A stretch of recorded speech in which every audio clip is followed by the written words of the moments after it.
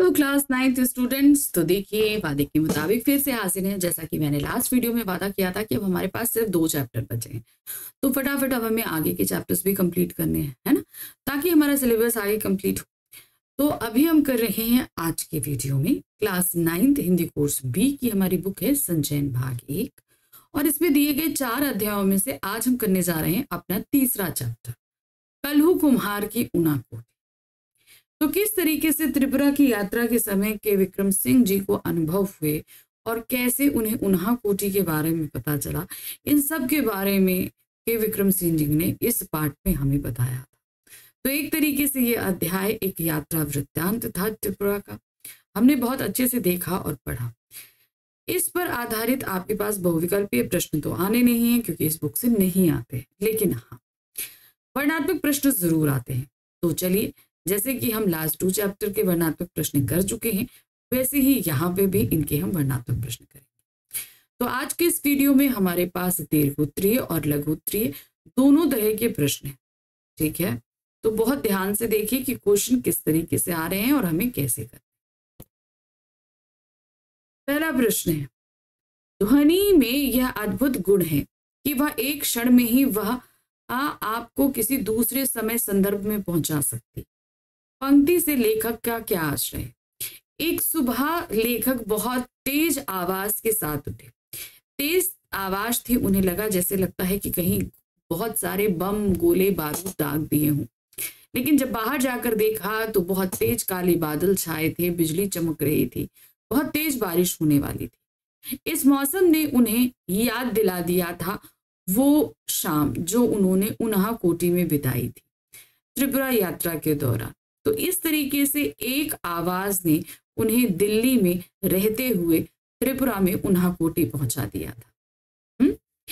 लेखक ने यहाँ ध्वनि के बारे में बात करते हुए वह कहता है कि ध्वनि में एक अनोखा गुण यह होता है कि वह एक ही क्षण में आपको किसी दूसरे ही समय संदर्भ में पहुंचा सकती है। लेखक ने ऐसा इसलिए कहा है क्योंकि लेखक यहाँ हमें यह समझाना चाहता है कि जब हम कभी कोई काम कर रहे होते हैं और अचानक ही कोई तेज आवाज हो तो हम हड़बड़ा जाते हैं, होता है ना, एकदम से डर जाते हैं ना, और कुछ समय के लिए कभी कभी तो भूल भी जाते हैं कि हम क्या काम कर रहे थे। लेखक किसी एक दिन की सुबह का वर्णन करता हुआ कहता है कि उस दिन अभी लेखक की वह शांतिपूर्ण दिनचर्या शुरू हुई थी, यानी कि सुबह हुई थी, उसमें एक बाधा पड़ गई। वह सुबह लेखक को एक ऐसी कान को फाड़ कर रख देने वाली तेज आवाज के कारण जागा, और जब बाहर देखा तो पाया कि वह आवाज बिजली कड़कने और बादल गरजने की थी। इस तांडव के गर्जन तर्जन ने लेखक को 3 साल पहले त्रिपुरा में ऊना-कोटी की एक शाम याद दिला, क्योंकि वो याद आई तभी उन्होंने ये बात पूरी यहाँ पर लिखी और हमें समझाई, है ना। दूसरा प्रश्न है, प्रस्तुत पाठ में लेखक ने त्रिपुरा के बारे में क्या बताया है? अब चूंकि उन्होंने यहाँ पर पूरा त्रिपुरा की अपनी यात्रा को ही वर्णित किया है, तो काफी कुछ चीजें उन्होंने त्रिपुरा के बारे में हमें बताई हैं। त्रिपुरा भारत के सबसे छोटे राज्यों में से एक है।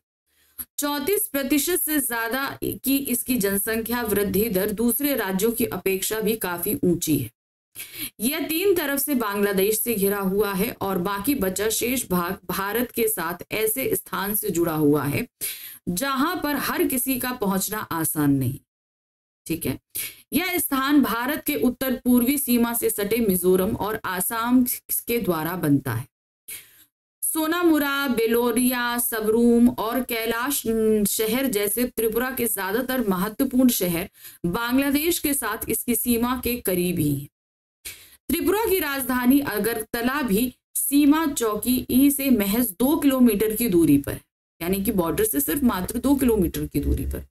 बांग्लादेश से लोगों का बिना अनुमति के त्रिपुरा में आना और यहीं बस जाना जबरदस्त है, और इसे यहाँ सामाजिक रूप से स्वीकार भी किया गया, क्योंकि देखिए जब त्रिपुरा अलग हुआ था तो वहां की जनसंख्या इतनी थी नहीं, लेकिन बांग्लादेश से आते समय से बहुत लोग आकर बसने लगे तो वहां पर जो है मैन पावर बढ़ने लगी, इसलिए लोगों को इस चीज, बांग्लादेश से लोगों का यहाँ आना कभी नहीं अखरता था। लेकिन बाद में भाई बहुत ज्यादा अगर इस तरीके से घुसपैठिए आने लगते हैं तो लोगों को दिक्कत तो होती ही।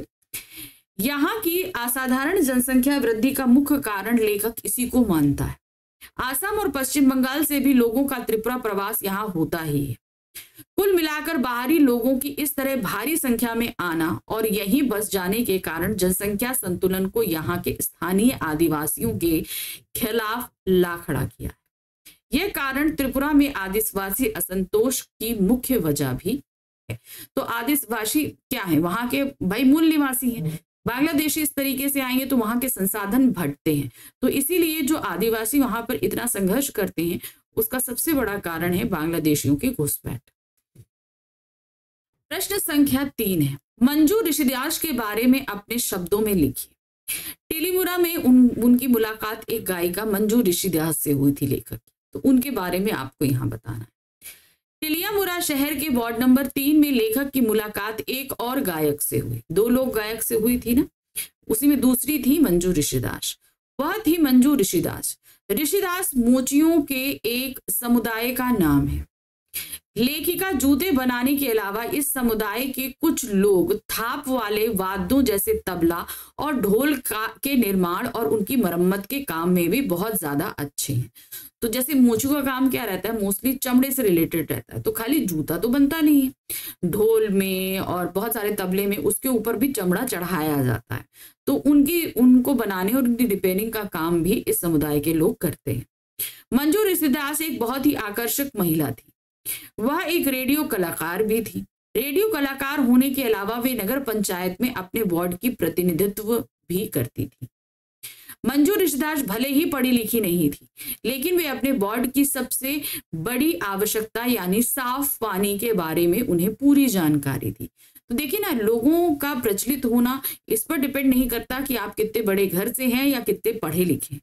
ये डिपेंड करता है कि आप लोगों की मुसीबतों को में किस तरीके से उनके मददगार होते हैं, उनकी समस्याओं को किस तरह सुलझाते हैं। तो मंजू ऋषिदास इसका बहुत बड़ा उदाहरण। नगर पंचायत को वे अपने वार्ड से नल का पानी पहुंचाने और इसकी मुख्य गलियों में ईंट बिछाने के लिए पैसे का इंतजाम कर चुकी थी।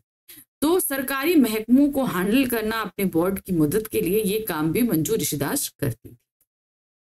मंजू ऋषिदास ने भी लेखक और उनके यूनिट के लिए 2 गीत गाए और इसमें उनके पति ने शामिल होने की कोशिश की, क्योंकि लेखक उस समय उनके गाने की शूटिंग भी कर रहा था।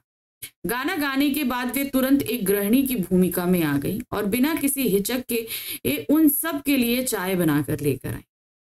लेखक इस बात को लेकर पूरे विश्वास से कह सकता है कि किसी उत्तर भारतीय गांव में ऐसा होना संभव नहीं, क्योंकि जिस समय की बात लेखक कर रहा है उस समय स्वच्छता के नाम पर एक नई किस्म की अछूत प्रथा उत्तर भारतीय के प्रत्येक गांव में अब भी चल रही है।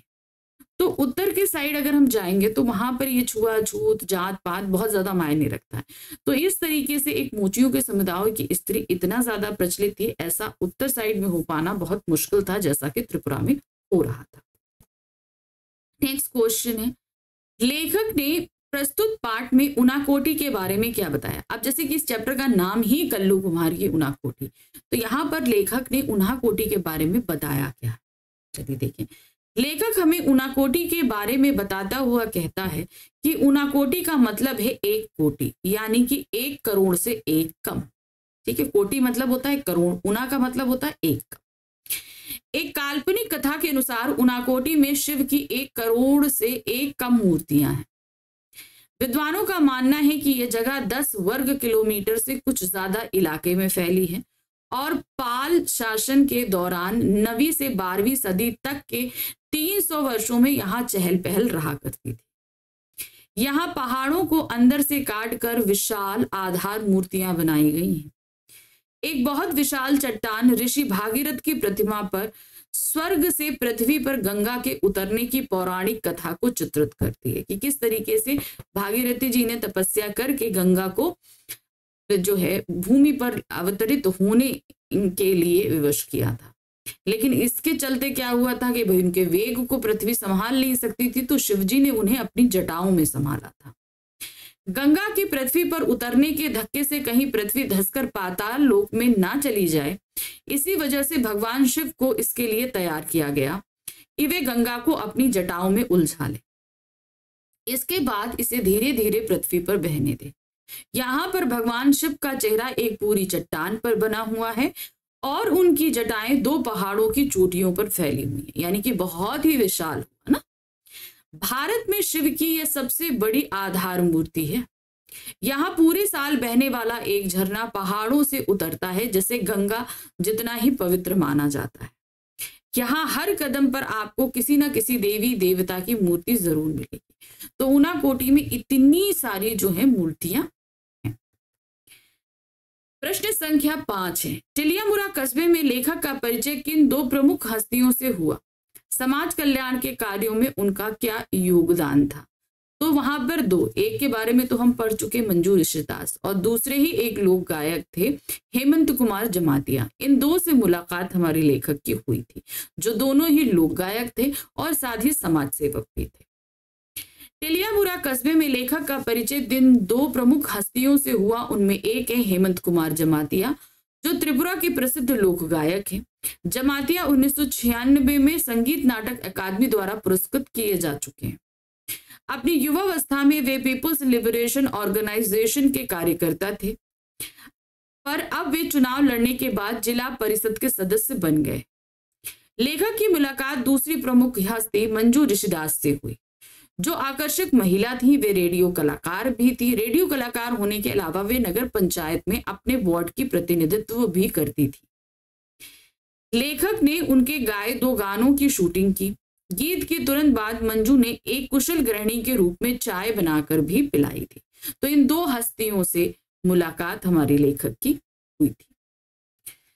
कैलाश शहर के जिलाधिकारी ने आलू की खेती के विषय में लेखक को क्या जानकारी दी? तो वहां पर टीपीएस नाम की एक आलू की खेती होती थी, उसके बारे में उन्होंने, उस टेक्निक के बारे में ये वहां के जिलाधिकारी ने ये लेखक को बताया था। देखिए क्या है, जब लेखक और जिलाधिकारी चाय पी रहे थे तो उस दौरान उस जिलाधिकारी ने लेखक को बताया कि टीपीएस यानी कि टरू पोटैटो सीड्स की खेती को त्रिपुरा में खासकर पर उत्तरी जिले में किस तरह से सफलता मिली है। आलू की बुआई के लिए आमतौर पर परंपरागत आलू के बीजों की शुरुआत 2 मीट्रिक टन प्रति हेक्टेयर पर होती है, यानी कि आपको 1 हेक्टेयर में बीज बोने के लिए 2 मीट्रिक टन आलू की जरूरत पड़ती है। इसके अलावा बरक्स टीपीएस की सिर्फ 100 ग्राम मात्रा ही 1 हेक्टेयर की बुआई के लिए काफी है। अब जब हम टीपीएस थेरेपी से करते हैं तो यहाँ पर हमें 1 हेक्टेयर के लिए सिर्फ 100 ग्राम मात्रा आलू की जरूरत पड़ती है। त्रिपुरा में टीपीएस को अब न सिर्फ असम, मिजोरम, नागालैंड और अरुणाचल प्रदेश को भी भेजा जाता है, यानी कि यहाँ से उगने वाला आलू इन स्टेट्स में भेजा जाता है, बल्कि अब तो विदेशों जैसे बांग्लादेश, मलेशिया और वियतनाम में भी भेजा जा रहा है। तो सिर्फ दूसरे राज्यों में ही नहीं, दूसरे देशों में भी इसकी सप्लाई की जा रही है।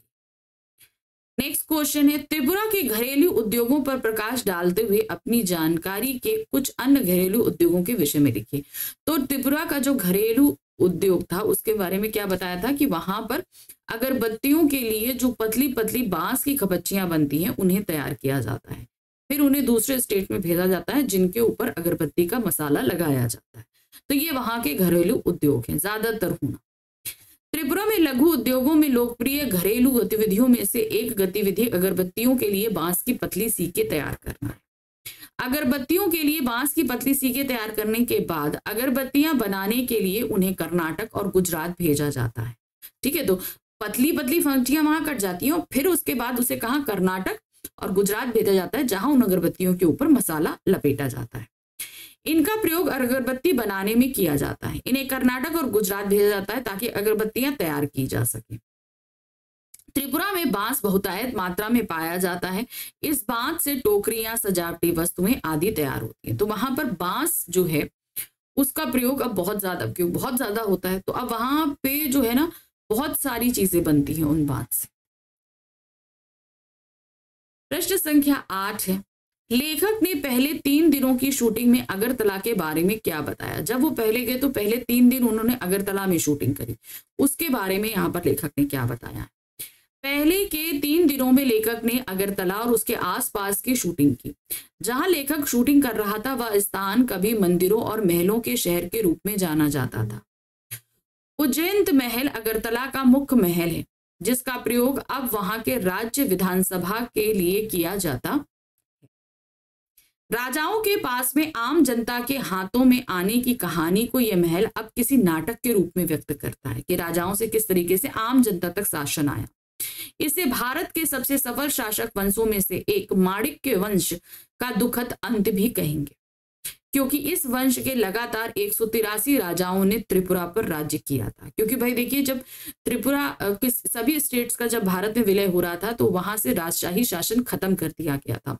अब वहां पर लोकतंत्र लाने की बात हुई थी, तो सभी राजाओं ने अपने राज्यों को भारत सरकार को सौंप दिया था जब उसे भारत में विलय किया था। तो इस तरीके से राजशाही शासन का अंत हुआ था।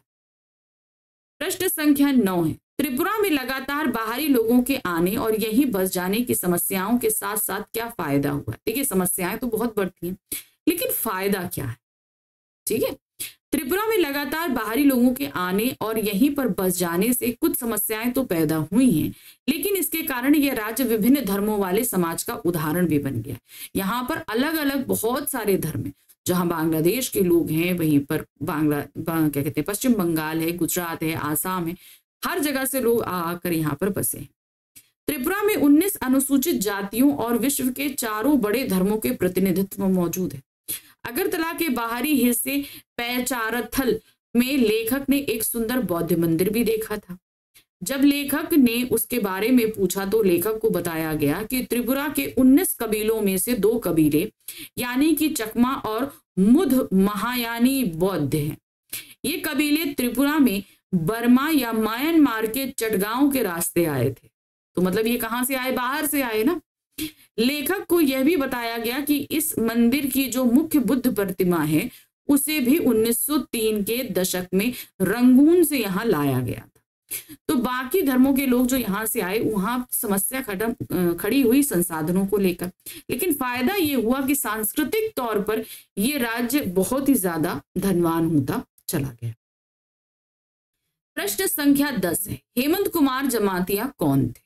तो हेमंत कुमार जमातिया टिलिया मुरा के जो है एक लोक गायक भी थे, वहां के पार्षद भी थे, है ना। टिलिया मुरा कस्बे में लेखक की मुलाकात हेमंत कुमार जमातिया से हुई, जो वहां के एक बहुत प्रसिद्ध लोक गायक थे और 1996 में संगीत नाटक अकादमी द्वारा पुरस्कृत भी किए गए। हेमंत वहां की एक बोली कोकबारोक बोली में गीत गाते हैं। यह बोली त्रिपुरा में मौजूद कबीलों की बोलियों में से एक है। जवानी के दिनों में हेमंत कुमार जमातिया पीपुल्स लिबरेशन ऑर्गेनाइजेशन के कार्यकर्ता थे, लेकिन जब उनसे लेखक की मुलाकात हुई तब वे हथियारों के साथ संघर्ष का रास्ता छोड़ चुके थे और चुनाव लड़ने के बाद अब वे जिला परिषद के सदस्य बन गए थे। तो पीपल्स लिबरेशन जो ऑर्गेनाइजेशन है वो हथियारों के माध्यम से जो है संघर्ष करती है, अपनी जमीन के लिए लड़ती है। तो वह उसके सदस्य थे, लेकिन अब जो है वो भारत सरकार के एक जिला परिषद के सदस्य थे। प्रश्न संख्या 11 है, लेखक ने पाठ में मनु कस्बे का वर्णन किस प्रकार किया है? तो एक मनु कस्बा है जो मनु नदी के किनारे है, जहां हमारे लेखक रुके भी थे। तो उसका वर्णन उन्होंने किस तरह, बहुत ही खूबसूरत जो है वो जगह थी। त्रिपुरा की प्रमुख नदियों में से एक मनु नदी है, जिसके किनारे स्थित मनु एक छोटा सा कस्बा है। जिस वक्त लेखक और लेखक की यूनिट मनु नदी के पार जाने वाले पुल पर पहुंची तब शाम हो रही थी। उस शाम को सूर्य की सुनहरी किरणों को मनु नदी के जल पर बिखरा हुआ देखकर ऐसा लग रहा था जैसे सूर्य मनु नदी के पानी को अपना सोना उड़ेल रहा है। क्योंकि भाई जब सूरज डूबेगा तो वो सुनहरी किरणें जो है वो कहाँ पर आ जाएंगी? मनु नदी पे आ जाएंगी, तो पूरी नदी सुनहरी हो जाएगी। तो जैसे लग रहा था सोने की नदी बह रही। वहां लेखक को एक और यात्रियों का दल दिखा। एक साथ बंधे हजारों बांसों के उस समूह को देखकर ऐसा लग रहा था जैसे लेखक कोई विशाल ड्रैगन देख रहा, और ऐसा लग रहा था कि वह नदी पर बहा चला आ रहा है। ऐसा लग रहा था और जैसे डूबते सूरज की सुनहरी रोशनी ही उसे सुलगा रही हो। लेखक और लेखक की यूनिट के समूह को सुरक्षा दे रही सीआरपीएफ की एक समूची कंपनी के उलट उस दूसरे समूह की सुरक्षा का काम सिर्फ 4 व्यक्ति संभाल रहे थे। तो यहाँ पर सीआरपीएफ के पूरे जवान जहां पर तैनाती कर रहे थे, वहां पर पूरे समूह को सिर्फ 4 व्यक्तियों की सुरक्षा प्रदान की गई थी।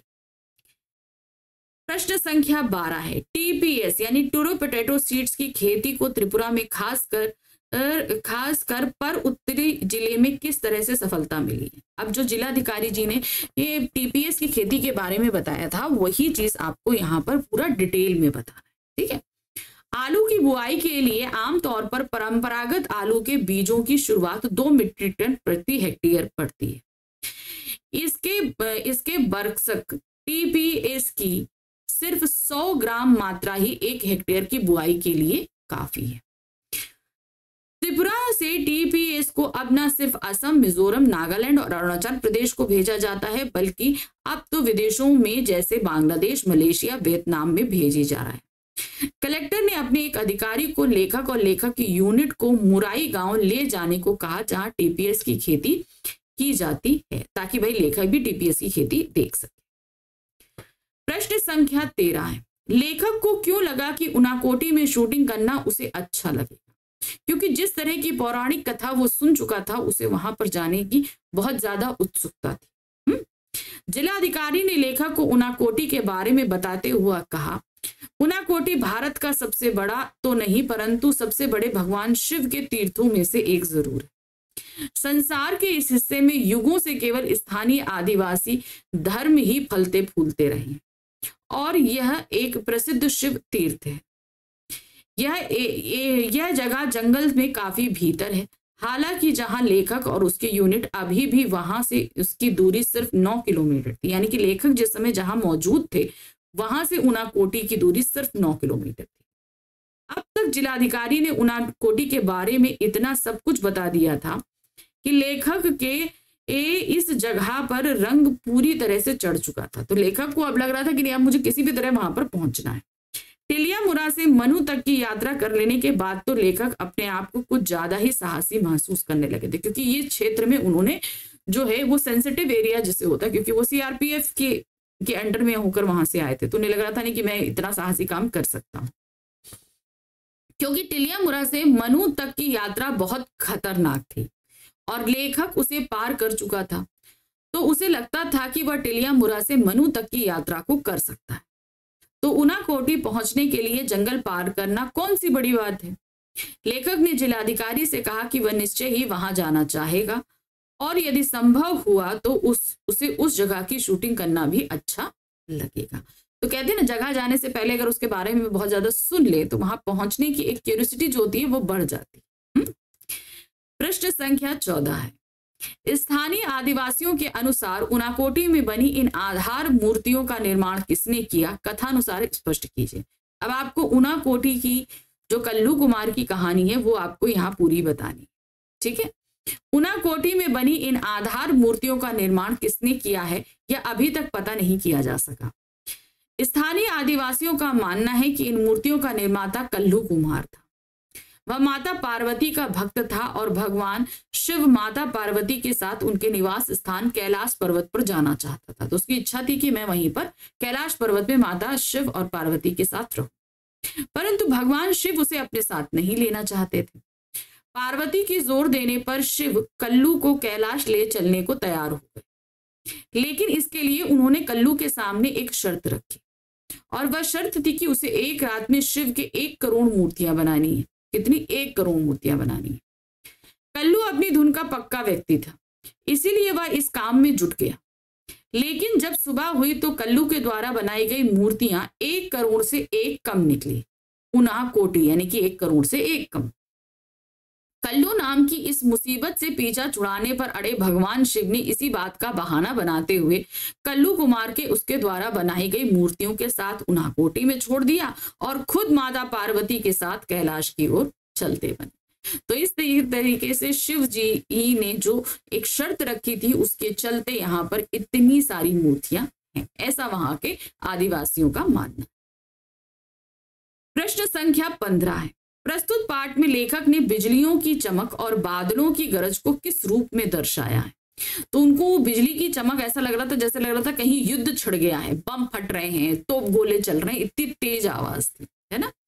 लेखक किसी एक दिन की सुबह का वर्णन करता हुआ कहता है कि उस दिन अभी लेखक की वह शांतिपूर्ण दिनचर्या शुरू हुई थी कि उसमें एक बाधा पड़ गई।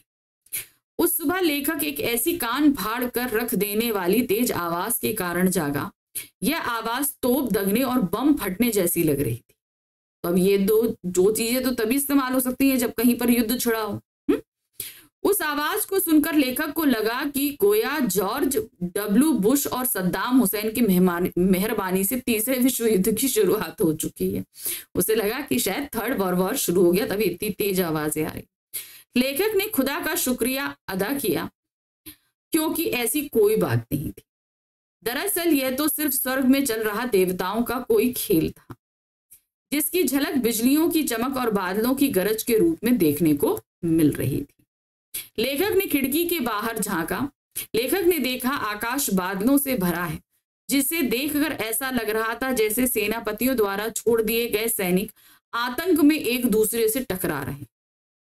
पागलों की तरह आकाश को भेद भेद देने वाली बिजली के अलावा जाड़े की उस बिल्कुल सुबह का ठंडा भूरा आकाश था, जो पृथ्वी के तांडव को एक पृष्ठभूमि तैयार करके दे रहा था। तो आसमानों में छाए हुए ये बादल, बिजली, गड़गड़ाहट को लेखक ने बहुत ही खूबसूरत शब्दों के माध्यम से यहाँ व्यक्त किया। ठीक है, तो ये था हमारा चैप्टर नंबर 3 हमारी संचयन बुक का, कल्लू कुम्हार की उनाकोटी, जिसके माध्यम से हमने देखा यहाँ पर कि भाई कितने सारे प्रश्न बनते हैं और किस तरीके से बनते हैं। तो बस इसी तरीके से हमें प्रश्न करने हैं, है कि नहीं। अब हमारा सिर्फ लास्ट चैप्टर बचा है, वो है मेरा छोटा सा निजी पुस्तकालय। अब हम मिलेंगे अपने नेक्स्ट वीडियो में, जिसमें हम इसी चैप्टर यानी कि चैप्टर नंबर 4 मेरा छोटा सा निजी पुस्तकालय के वर्णनात्मक प्रश्न करेंगे। लेकिन तब तक फटाफट चैनल को लाइक करिए, सब्सक्राइब कीजिए, शेयर कीजिए। आपको ये वीडियो कैसा लगा या कोई भी और क्वेरी हो, आप कमेंट बॉक्स में मैसेज ड्रॉप कर सकते हैं। अब हम मिलेंगे अपने नेक्स्ट वीडियो में। Thank you for watching.